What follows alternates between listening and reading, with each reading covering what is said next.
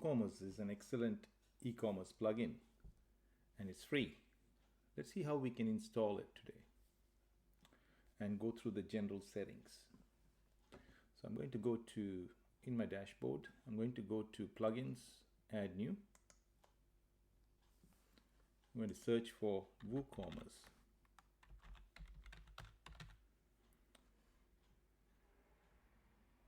As you can see, it's quite a popular plugin with 5 million plus active installations and around 3,000 reviews, 4-star and above.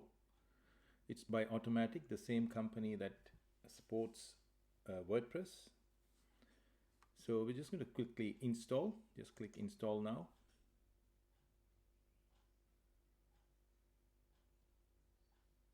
And when that's done installing, all we're going to do is quickly activate it.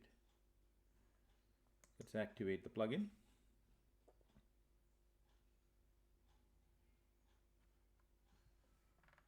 So WooCommerce is active. We can go into settings. Let's go into settings.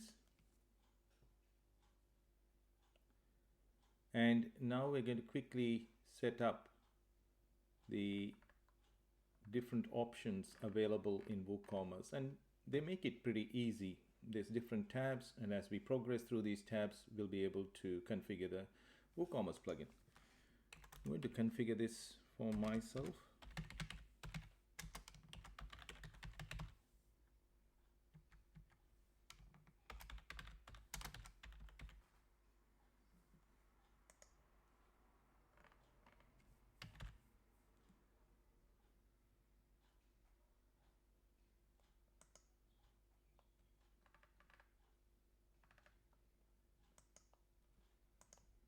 Yep, and put in the postcode.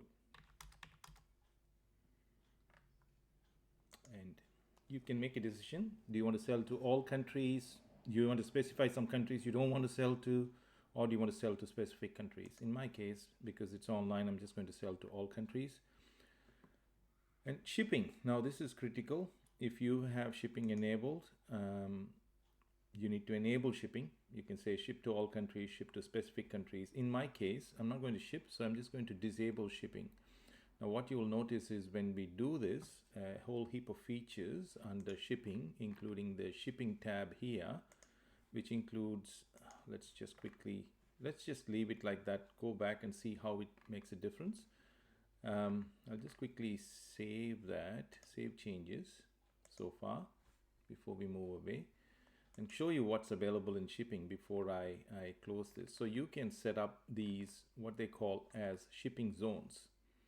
So you can set up local zones, domestic zones, and a territory zone like Europe zone. So you just add those zones. By default, it comes with locations not covered by any other zones. And then you can specify a shipping method, right? So this is how you can provide different shipping zones, then go in and provide different shipping options and calculations based on that, and shipping classes. Now shipping in itself will take several hours to go through and explain. So we'll just jump in and start setting this up for myself where I don't need shipping. So I'm going to go to disable shipping, and this will be true if you are selling digital products. You don't need shipping.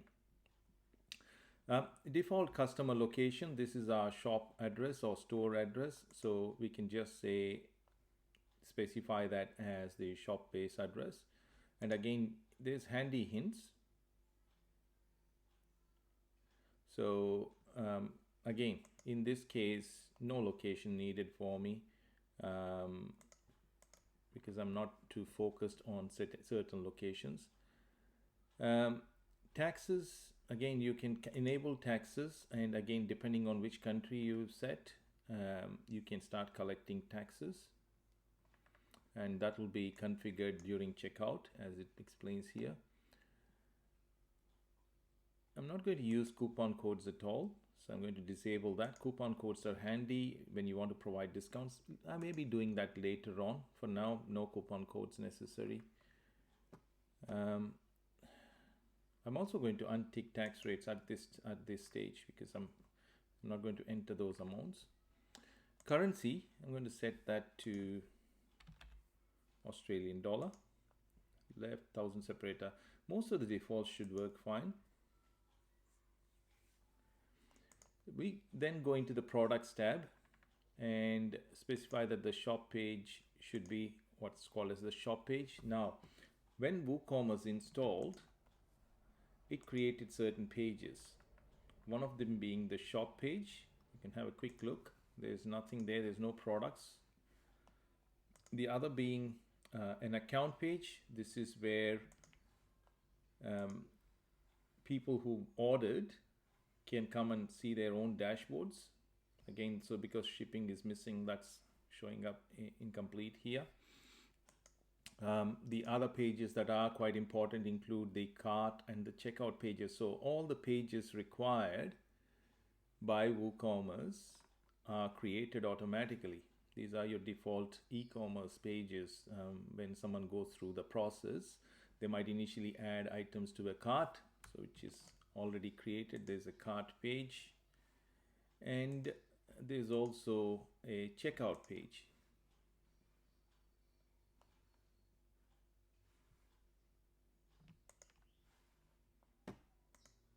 There we go. Checkout is not available when the cart is empty. So we need to add some products to get that working. But first, let's go back to WooCommerce settings and continue doing that. This will help you decide on what you want to do. So the shop page I'm going to leave as default. The add to cart behavior. Do you want your users to be redirected to the shop page each and every click? Like every time they click and add a product, do you want to take them to the shop page? A better user experience would be to just add that to the cart and show it as if it is here. So what do I mean by this? So if we go to the shop page, again, I've disabled menus on this particular page. So if you go to the shop page, for example, if you had menus enabled, we'll just quickly enable menus, pause this. All right, now that we've decided to display our shop on the shop page, the default page that WooCommerce added, now you can redefine that and rename and put it call it something else. The add to cart behavior allows you to either take the users away from the page where they've added the product. So let's imagine that they've gone to the shop page and they've liked a product and they click on a product and say add to cart. Do you want to take them directly to the cart page? If so, tick this box. I don't want to do that. I want to enable Ajax add to cart button. So what that does is basically enables the system. So when they have clicked the product, this cart will just update and they'll be told your item has been added to cart, and this will just then display the amount, either the amount or the number of items added to cart in the menu on the right hand side here, right? So, and users can just click on that and be taken to the cart page whenever they need. So it's a handy menu item to have, and Ajax is a much better approach rather than losing your customers. You want them to continue shopping. So enable this Ajax request. There is a placeholder image option. Again, you can set a different option. This is where if you forget to upload an image for a product, they tend to use their own dummy image. I'll show that quickly. So if you go into the media library, this is the image they're talking about. It's just a dummy image, and this image has an item ID of 20. So that's what they're talking about. So you need to figure out what the item ID of your item is. So if you forget to add, for example, this one, my item ID is 11. So all I need to do is come here and change this to 11, right? 11. And so that could be your logo or something else, or something along the lines that indicates to you that you need to add an image. So it could say product image not found or something like that, or product image to be added. Now the weights, again, because I've chosen Australia, the weights and measures have been set up correctly. So you can control whether you want to have this in kgs or pounds, and same as centimeters or inches. Do you want to enable product reviews? So again, and you can ensure that certain people are only allowed to leave reviews, and that can be a good thing. Before we progress, let's quickly add a product just to see how this whole thing works, so that you can actually see all of these things in action. I'm just going to go to quickly save these changes as they are. I'm going to go into products and add a new product. I'm going to just add a simple product so that I can actually show you. I'll call this test product. And when you're adding products, these are the key things you need to add. You need to add a long description. This could be something that that provides the additional information and all of that. So you add a long description and use all of these features available to add this long description. The next thing you want to do is ensure that this is just a simple product. In my case, it's a virtual product, but it's not a downloadable product, right? So if it's not virtual, and then you can set a regular price, let's just say $10.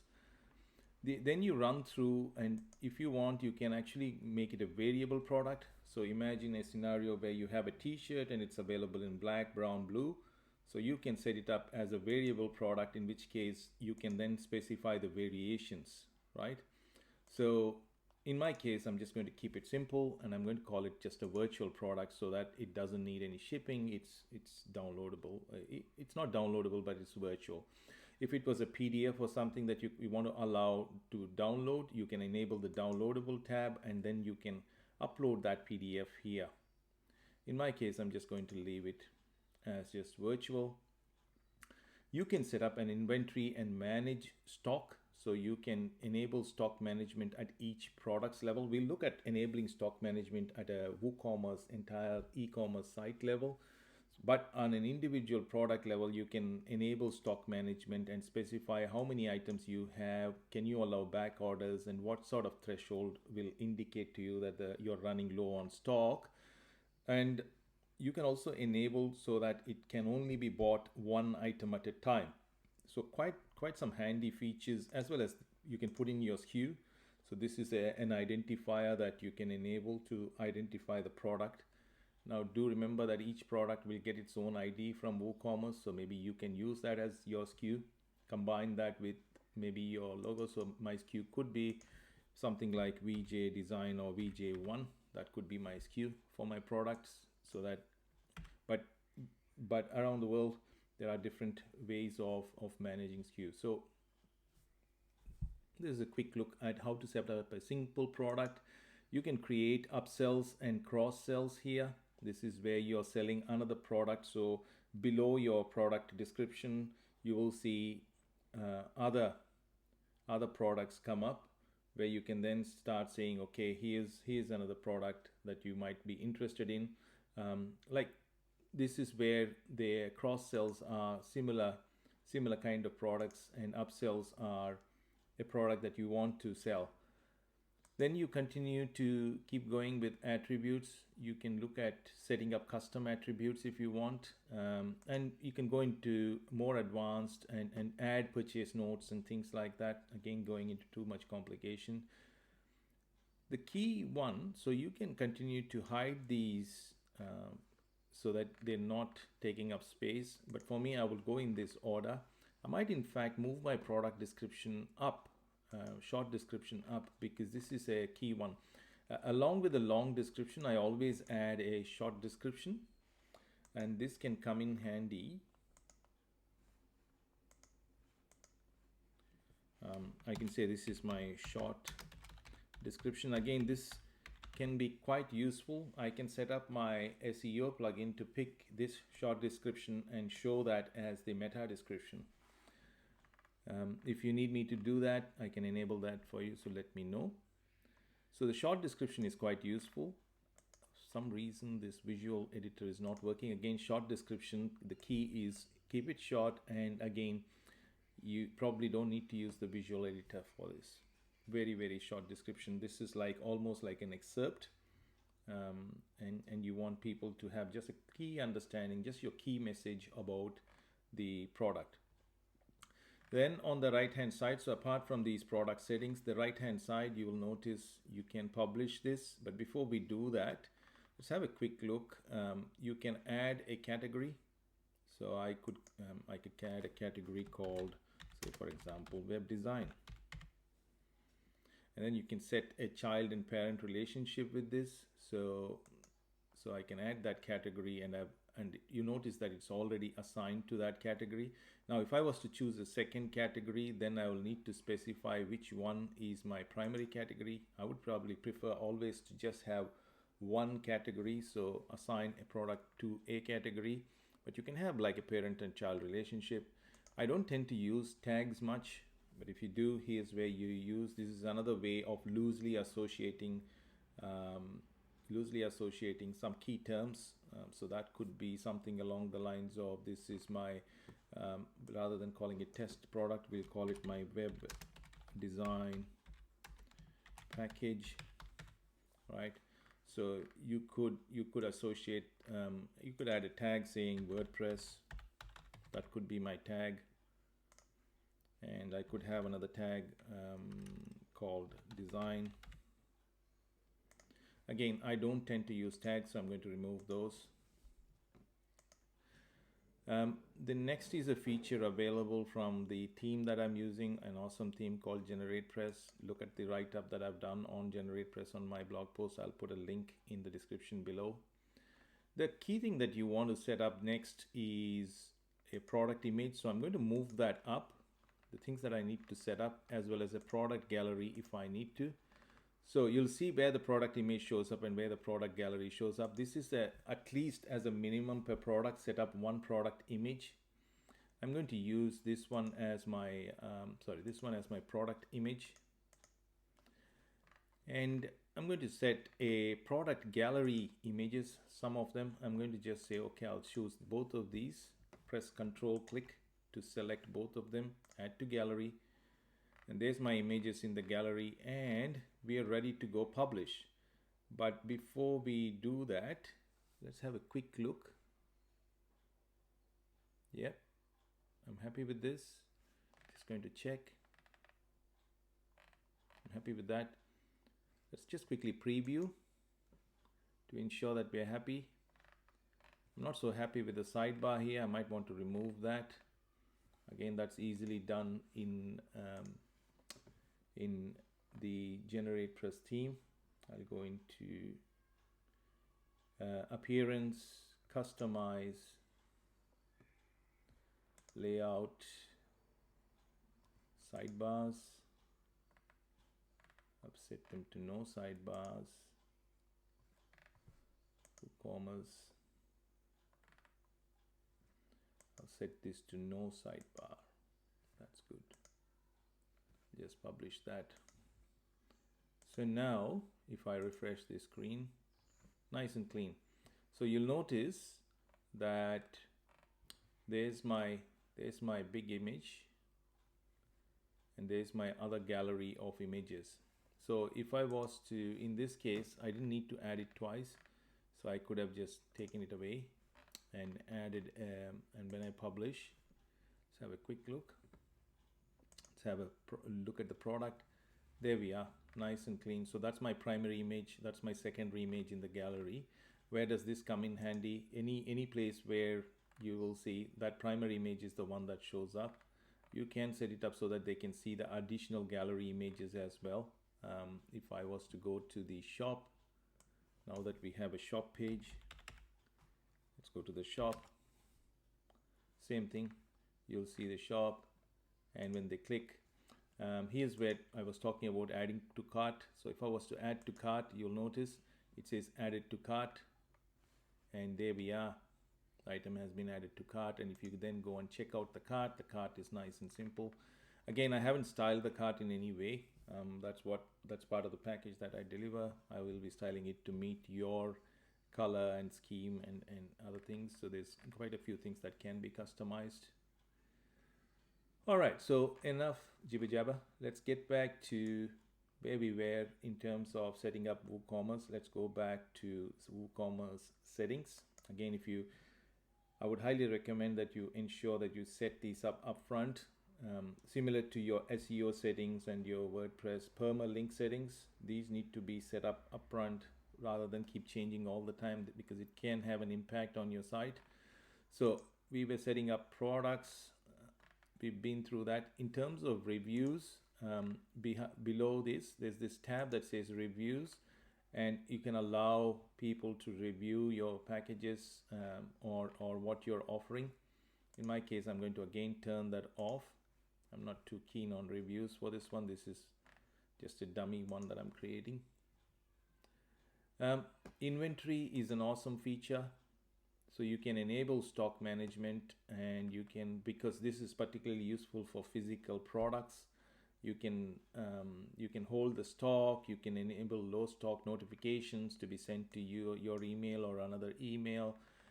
You can hide out of stock items from the catalog if you don't want to show them, and you can set these thresholds, which will then alert you as a store owner that you can actually manage the stock completely through this system. It's a very, very, very powerful system. I'm not going to manage stock, and I'm going to remove this. I'm never going to show quality remaining in stock, because all I'm planning to do is just use this to enable payments for my web design business. So I'm setting up WooCommerce to do the same. You can use WooCommerce as an e-commerce option. So again, we didn't enable downloads feature. We probably don't need downloads at all. But if I need to at some stage create some downloads, this will come in handy. I'm going to leave this the way it is. I'm not going to make any changes. Payments is a good option. So you can enable payments using multiple methods. You have PayPal standard, direct bank transfer. Again, you can enable that and then start setting up. And setup is quite simple and easy. You come in here, you add some instructions on how people can pay. As you can see in the cart, if we go to the cart right now and proceed to checkout, so direct bank transfer is the only feature that's enabled. So once they come here and they want to pay, these are the different payment options you can set up. The first one being your direct bank account. So you'll need to add a bank account, and that includes your account name, account number, bank name, BSB, an IBAN, and big SWIFT codes. And this will enable that they can actually deposit the monies and they can be in your account. So for direct bank transfer, this is the feature that I'm planning to use. So the funds have to clear. So this can take a couple of days, and so we need to mention and make note of that, make reference to that here, so that the users are well aware that direct bank transfers are not instant.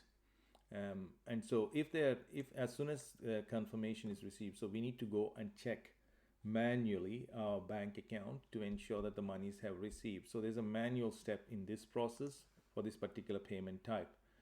But there are other payment options. This includes, I'm going to turn that off. So you go through that process, and you saw how simple it was to set up direct bank transfer. You can similarly, you can enable check payments.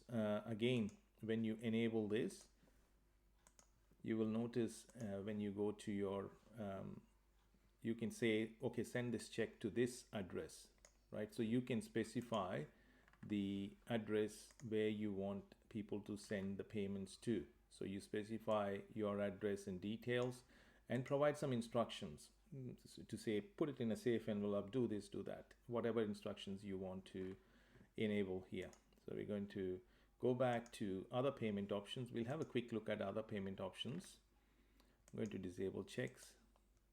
You can enable cash on delivery similar to checks. Again, you will be providing certain key information and instructions to say, okay, so you will, as soon as you arrive at the house, please knock or call me for an appointment first, or something along those lines, so that they are very, very clear on exactly how you want to enable cash on delivery.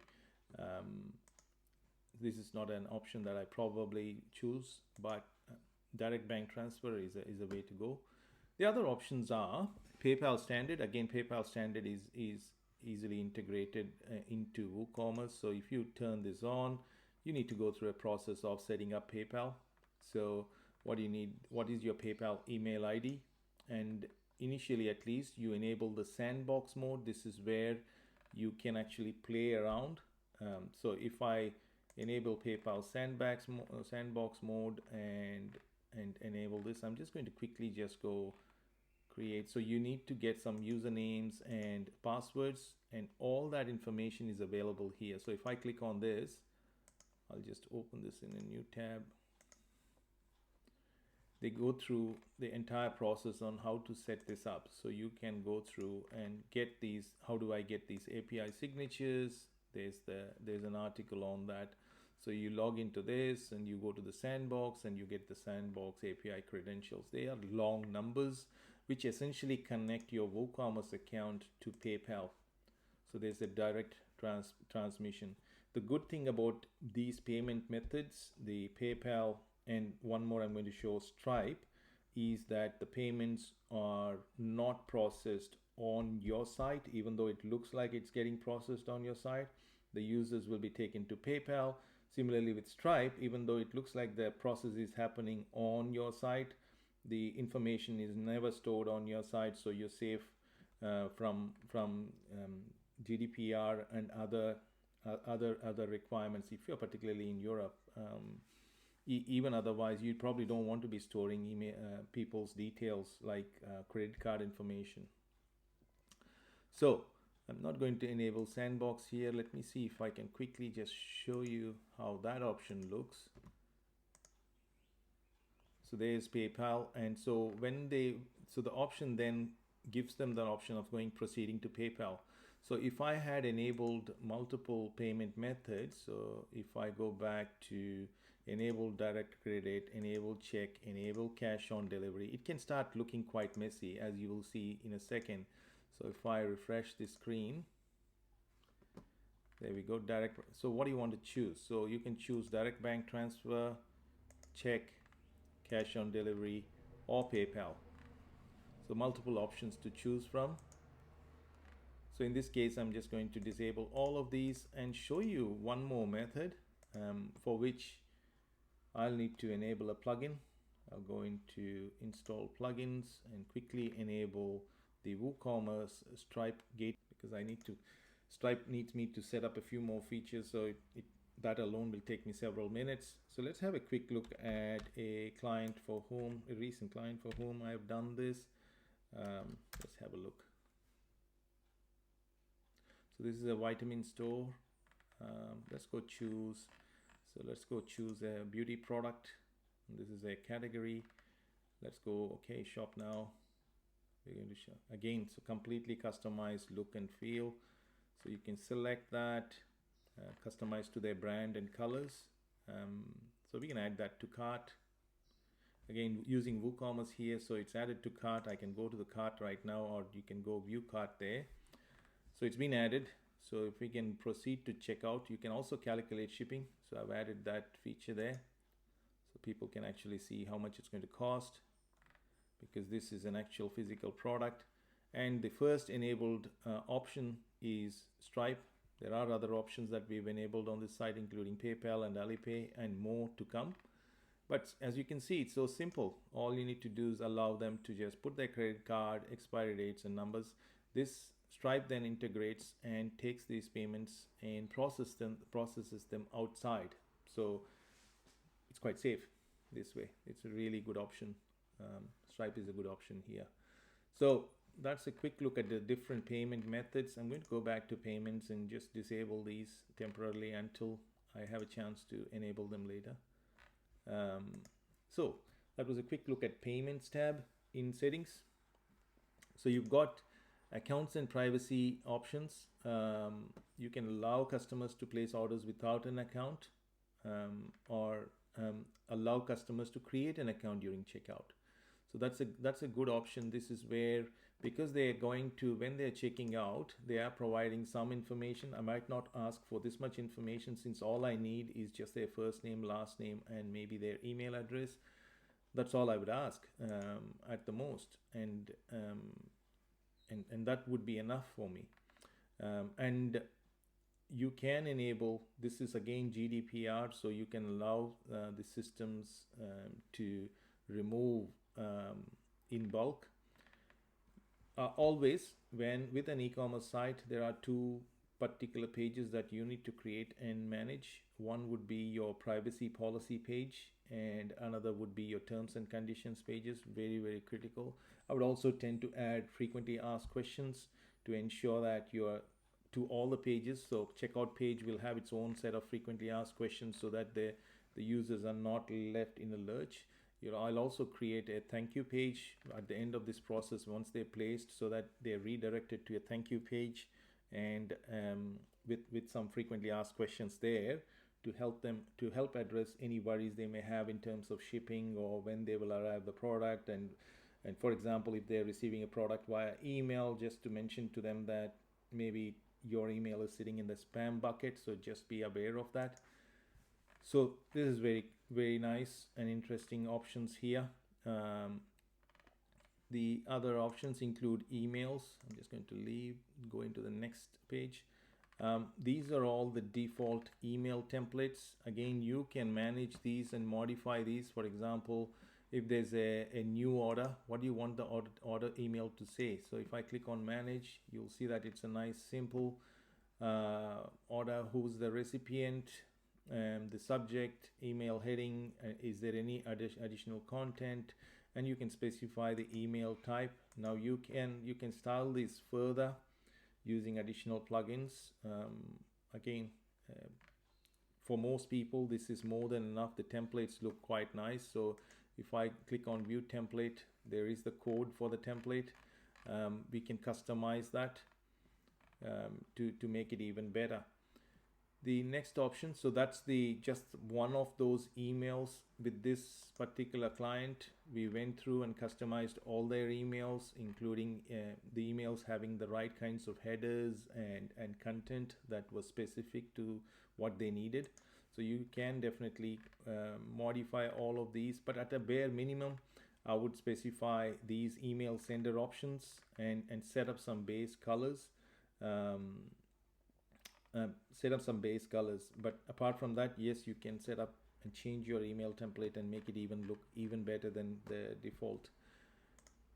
The next option is the integration. So you can define integration, particularly with geolocation. This is where you can allow, again in my case, because it's global, it doesn't matter, and I'm not offering any location based discounts. But geolocation would come in very handy when you want to provide that kind of features, or you wanted to calculate shipping and things like that. And finally, to the advanced tab, this is where you can specify which page you want as a cart page, which page you want as a checkout page, and which page you want as a terms page. As you can see, there's no terms page on this site. This is just a dummy site that I've created. But on a real site, I would always have a terms and conditions with all my frequently asked questions there, and all these pages would be correctly linked. And once you've done, click save changes. Again, there's other options here that are far too complicated, but all I wanted to do was quickly take you through how you would set up your own WooCommerce to ensure that all the details were accurate. So you just follow tab by tab by tab, and you should be good to go. Then see, so if I go into home, it's going to take me to their setup, which I don't want to.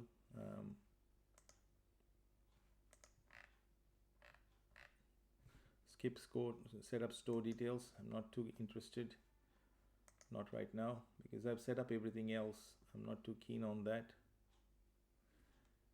Close that. So you can then start adding products. So they take you through step by step. You can set up payments, you can set up tags, and you can personalize your store. Again, be aware that they might take you to and offer extensions you may not need.